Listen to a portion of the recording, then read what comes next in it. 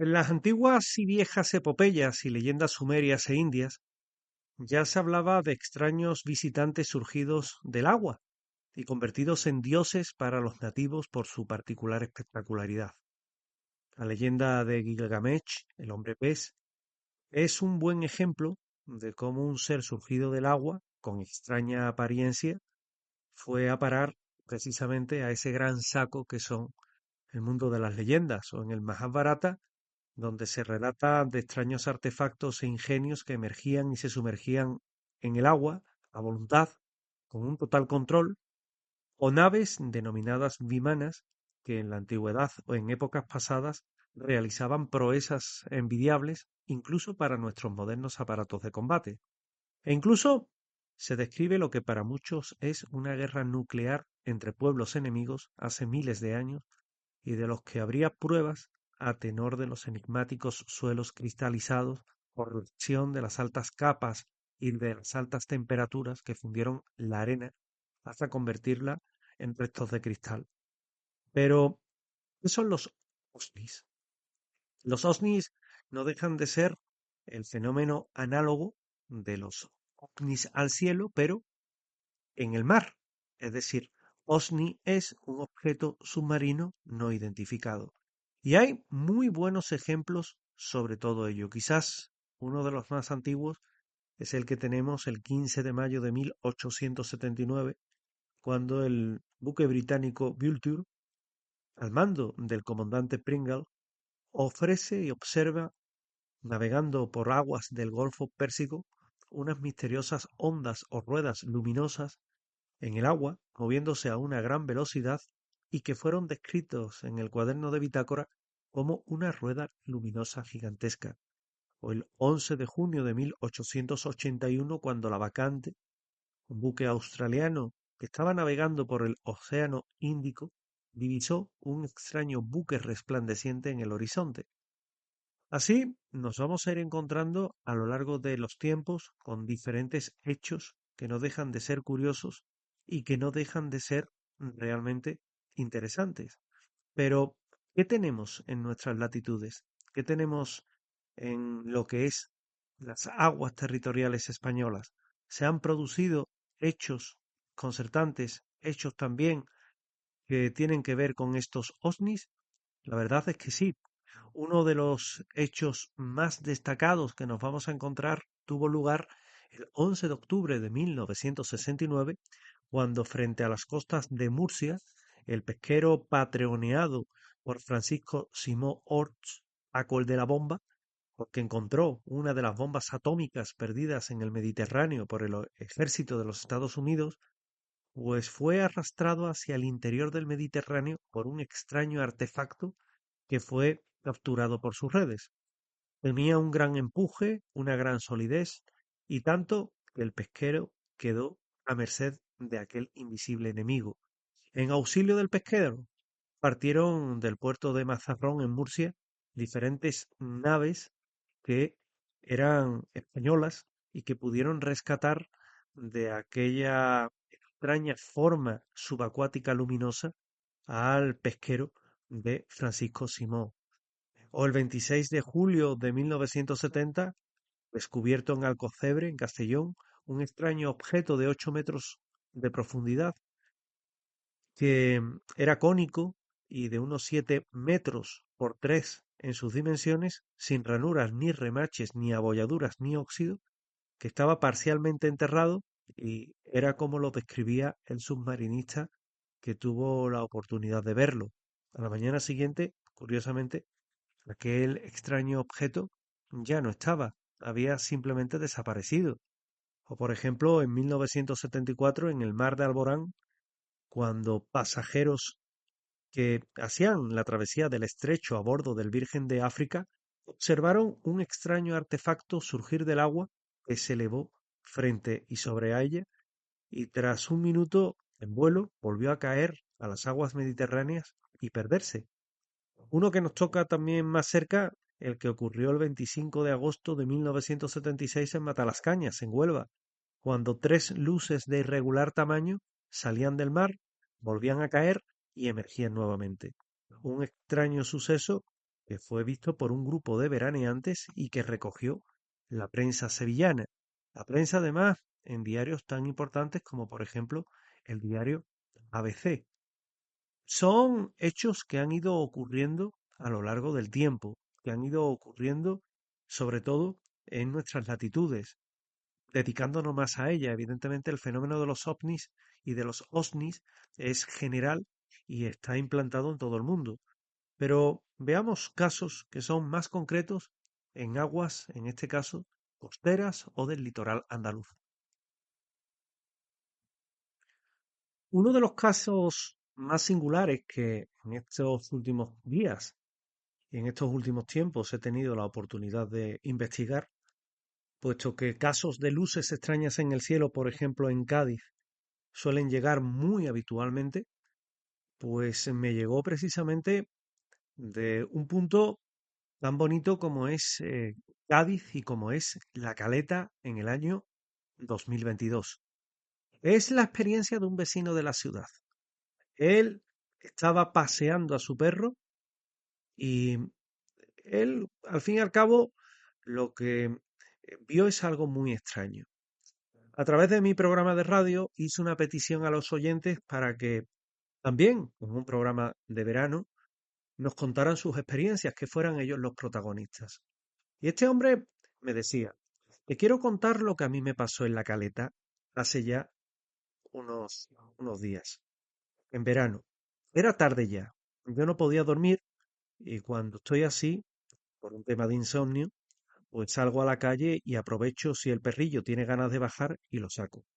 Yo vivo cerquita de la Caleta, para que tú ubiques mejor.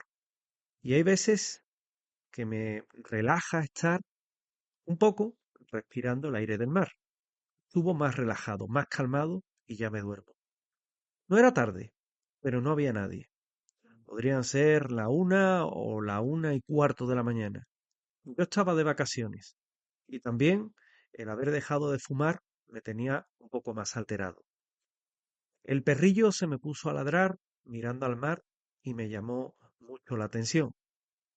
Ahí no puedes decir que haya visto un perro o un gato y me resultó llamativo porque es el mar. Miré al mar y vi en el agua el reflejo de una luz. Creí, en primer lugar, que era la luna, pero miré y no había esa noche luna, y la iluminación de esa zona no podía provocar aquello que se estaba moviendo bajo la superficie del mar. Fijé mejor la vista y vi que esa luz se desplazaba por debajo del agua. Entonces pensé, yo qué sé, que podrían ser buzos o algo que estuvieran haciendo allí. Pero es extraño porque esto forma una lengua de tierra y estaba, llamémosle, en esta frontera, ¿no? De esa lengua de tierra. Entonces aquella luz se movía de un lado a otro, se apagaba, se encendía de una punta a otra. Y a mí, decía el testigo, estas cosas siempre me han gustado, el tema de los ovnis y de las cosas estas raras, pero nunca me había pasado nada hasta aquella noche. Tampoco podía estar allí toda la noche y el perrillo me miraba ya con cara de pena, así que decidí tirar para casa y al llegar el perrillo se acostó en la cama y yo cogí los prismáticos que tengo y desde la terraza me puse a ver si veía algo. Pero ya no se veía nada. El mar y toda la lengua que formaba aquel sitio no había nada. Mm, Aquello no estaba lejos de la orilla. Vamos, que podría estar a unos 200 metros como mucho, y fue impresionante, relata el testigo. Ya buscando por qué aquello que había visto, fue cuando vio que había un fenómeno que era el de los ovnis submarinos y que él está seguro, Antonio, estaba seguro, Antonio Jiménez, que se trataba de un ovni. La pregunta es, ¿qué vio Antonio ese verano en la Caleta? Lo cierto es que es un misterio, porque en una noche sin luna, si se descartan las luces del entorno, que haya trabajo de submarinismo, porque además no es normal, y menos a esas horas, por definición es un OSNI, un objeto submarino no identificado, allá donde obviamente se aceptan otras posibles explicaciones racionales a lo que este testigo tuvo la ocasión y tuvo la oportunidad de ver. Ocurre como en el fenómeno ovni, un fenómeno el cual desconocemos, eh, tiene la catalogación inmediata de inexplicable. Luego ya el investigador con sus pesquisas es el que se encarga de darle una posible explicación. Pero si a lo que vemos en el cielo y no sabemos lo que es, se le llama ovni, a lo que vemos en el agua y desconocemos también su origen y no sabemos lo que es, hay que llamarlo OSNI, objeto submarino no identificado, como el caso de este testigo que nos contaba y que nos narraba su experiencia, o como la que tuvieron, por ejemplo, unos chicos en el puerto de Chipiona que salieron con una embarcación tipo Optimi y cuando no estaban demasiado alejados del puerto, estaban un poco tratando de mover aquella embarcación a favor del viento, una luz se colocó bajo ellos, es decir, bajo la superficie del agua y bajo el barco y empezó a dar vueltas a su alrededor, provocando el nerviosismo y la crispación entre aquellas personas que estaban precisamente en esa pequeña embarcación. Se pusieron muy nerviosos, nadie quería tirarse al agua, tenían miedo que aquello pudiera ser un pescado luminoso o algo un poco más complejo, y aquello al cabo de los minutos, cuando ya pensaban en llamar a la Cruz Roja e incluso a la Guardia Civil o Salvamento Marítimo, desapareció. ¿Qué fue? Por definición, un objeto submarino no identificado. Siempre que investigo un posible avistamiento ovni, tengo muy en cuenta la formación de la persona testigo presencial de supuesto avistamiento. Son demasiadas las que se han tenido la oportunidad de investigar y muchas de ellas relatan algo que no les cuadra en su esquema mental y tienden a darle una explicación fantasiosa o descabellada.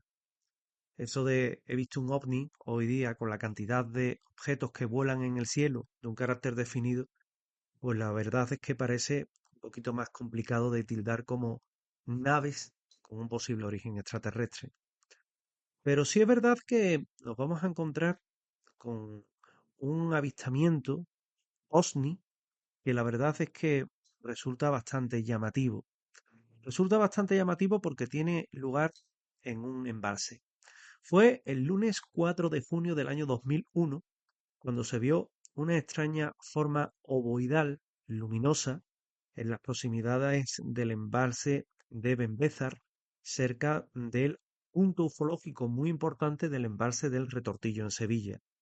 El testigo bajaba procedente de San Calixto en dirección a la localidad sevillana de Lora del Río, cuando sobre las 9:50 de la noche pudo ver hacia el extremo sur del embalse una misteriosa forma ovoidal muy luminosa, de un color anaranjado amarillento muy intenso. Joaquín pudo observar, así se llama nuestro testigo, la evolución y trayectoria sur-norte de ese objeto durante unos 30 segundos aproximadamente, para desaparecer de su visión. La misteriosa forma luminosa se movía de una forma rápida y provocó interferencias en la radio cuando, en cierta forma, se acercó a aquel vehículo y que posteriormente aquel extraño artefacto pues pareció acercarse al agua y desaparecer precisamente zambulléndose dentro de lo que es ese embalse tan ufológico como he comentado anteriormente y donde se han producido otros hechos que son particularmente llamativos y particularmente interesantes en el apartado del capítulo de los objetos submarinos no identificados. Más complicado es sin duda el incidente que tuvo un pesquero en Isla Cristina. Un suceso que ocurrió mientras faenaban en el año 1997 y que el hijo del patrón me decía, mi padre era el patrón de un pesquero, un barco que daba de comer a varias familias, pero que, tú sabes, es muy sacrificado. Él salió muy temprano aquella noche, casi en las primeras horas. Se conocía todos los sitios, los caladores, las mejores aguas, y fueron a un caladero muy determinado donde había bancos de peces que podían darle una buena captura. Una de esas noches salió a faenar y, como en otras ocasiones, él sabía la zona en la que tenían que echar las redes. Estando en todo ello, vio en el sonar en el sonar del barco algo grande que se acercaba, y él dijo que creía que era un banco importante de peces, pues se parecía mucho a este tipo de señales, y dio la orden de que estuvieran todos atentos. Pero la sorpresa saltó cuando aquello entró en las redes y comenzó a tirar del barco Atlántico adentro. Pensó que no se podía tratar de un animal más grande que el propio barco, pero sin embargo podía ser, por ejemplo, una ballena que estuviera tirando con mucha fuerza. Trató de darle más potencia al motor, pero se veía arrastrado, abocado a la dirección que marcaba aquello y que empujaba al barco. Él lo consultó y no sabían realmente de qué se trataba. Yo le pregunté si no hizo una llamada a la Guardia Costera y el chico, el hijo, me dijo aquello de qué más que hubiera querido él. Cuando cogió la radio no funcionaba, pues todo eran interferencias. Estaban tirados literalmente en medio del Océano Atlántico. Paró el motor, porque podía quemar el motor, y decidió ver hasta dónde les arrastraba. Él, ocasionalmente, cada minuto, movía el timón para ver si lo podía obligar a soltar, pero eso no ocurrió. Y hubo un momento en el que tomó la decisión de cortar la red y liberarse de aquello, porque ya los había metido varias millas adentro. Cuando iban a cortar, el barco se detuvo. Notó menos tensión en las redes. Sacaron las redes y no había nada salvo algunos peces, pero nada más. Y venían las redes muy flojas, como si algo hubiera tenido y sostenido una gran tensión. El hijo de nuestro protagonista me decía, aquella noche en la que pudieron tener un disgusto grande, no les fue mal. Hicieron una buena captura, regresaron tarde, muy tarde, y me contó, con todos los de la tripulación, lo que había pasado. Él siempre estuvo convencido que aquello había sido algo muy raro. Y no es ni más ni menos que otro encuentro, otro OSNI, otro objeto submarino no identificado que atrapó nuevamente a un pesquero. En este caso, en Isla Cristina, en el año 1997.